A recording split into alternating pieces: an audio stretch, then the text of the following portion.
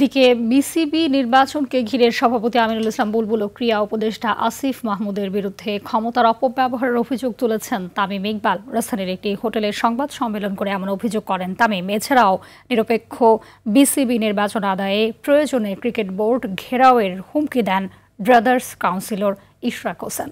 আরও জানাচ্ছেন আতিকুল ইসলাম শাকিল। জেলা বিভাগের বিভিন্ন ডাইরেক্টররা যারা বিসিবি নির্বাচনী তফসিল ঘোষণার দিন বিভিন্ন ক্লাব কাউন্সিলরদের নিয়ে সংবাদ সম্মেলনে বোমা ফাটালেন তামিম ইকবাল। নির্বাচনে ক্রীড়া মন্ত্রণালয় এবং এনএসসি বর্তমান সভাপতির সাথে এক হয়ে নানা প্রকার অনিয়ম করছেন বলে অভিযোগ তার।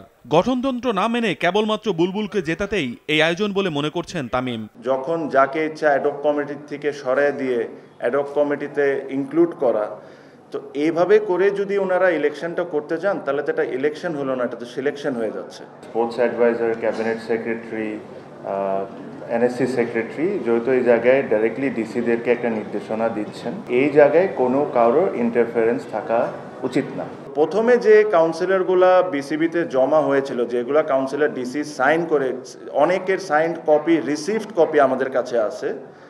যখন এই কাউন্সিলরগুলো যখন বিসিবিতে জমা হয় তখন আমি শিওর তাদেরও একটা ক্যালকুলেশন আছে তাদের লোক কারা আর তাদের লোক কারা না। তখনই এই টাইম এক্সটেনশনের বিষয়টা ভেরি ক্লিয়ারলি এভিডেন্ট হয়ে গেল যে না, আমরা হচ্ছে না, আমাদের অন্যভাবে করে এদেরকে প্রেশার দিতে হবে, এভাবে করে আমরা পারছি না। নির্বাচন ঘিরে ষড়যন্ত্র বাদ না দিলে কঠিন পদক্ষেপের হুমকি দিয়ে রাখলেন তামিম। তার সাথে একাত্মতা প্রকাশ করেন ব্রাদার্স ইউনিয়নের ইশরাক হোসেন।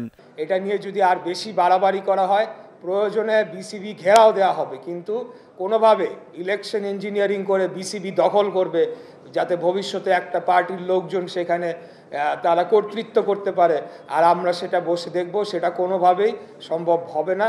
এটা আমরা কোনোভাবেই হতে দিব না। এটা আমাদের স্পষ্ট বার্তা। কোনোভাবেই এই যে ডিসি সাহেবদের উপর চাপ প্রয়োগ করে যদি কাউন্সিলর পরিবর্তন করার যে প্রয়াস তারা নিয়েছে সেটিকে যদি তারা এগিয়ে নিয়ে যাওয়ার চেষ্টা করে, তাহলে এখানে রাজনৈতিকভাবে সেটাকে মোকাবেলা করার জন্য যে কোনো সময় প্রস্তুত রয়েছে। এখানে আমরা রাজনীতি করতে আসি না। যে কথাটি বারে বারে বলা হচ্ছে, কেন আপনারা বিসিবি এর আগে আপনারা অন্যান্য ইলেকশনের ক্ষেত্রে একই কাজ করেছেন, কেন আপনার বিসিবিতে এখানে রাজনীতি প্রবেশ করানোর চেষ্টা করছেন? আমরা কি স্বৈরাচারী খুনি হাসিনার আমলে দেখি নাই? একজন ব্যক্তি জনাব পাপন, উনি বিসিবি ফেস ওই ভদ্রলোক ছিলেন, উনি একজন স্বৈরাচারের ডিকটেটরের মতো চালিয়েছেন। এখনও আমরা দেখছি যে সেই রাহু থেকে আমরা বিসিবিকে মুক্ত করতে পারি নাই, স্পোর্টস এরিনাকে আমরা মুক্ত করতে পারি নাই। বিভিন্ন জায়গায় হস্তক্ষেপ করা হচ্ছে। এই হস্তক্ষেপ অবিলম্বে বন্ধ করুন, তা না হয়তো আমরাও আমাদের যে প্রতিবাদের যে প্রয়োজনীয় যে ভাষা পন্থা সেটিকে আমরা বেছে নিতে বাধ্য হব। এর আগে তামিমকে বিএনপির প্রার্থী বলে মিডিয়ায় প্রচার হলেও এদিন সে বিষয়ে নাকচ করে দেন ইশরাক। তিনি জানান, দলীয় সিদ্ধান্ত অনুযায়ী ক্রীড়াঙ্গনকে দলীয়করণ করবে না বিএনপি, তবে ব্যক্তিগতভাবে তামিমকে বিসিবির সভাপতি হিসেবে চান ইশরাক।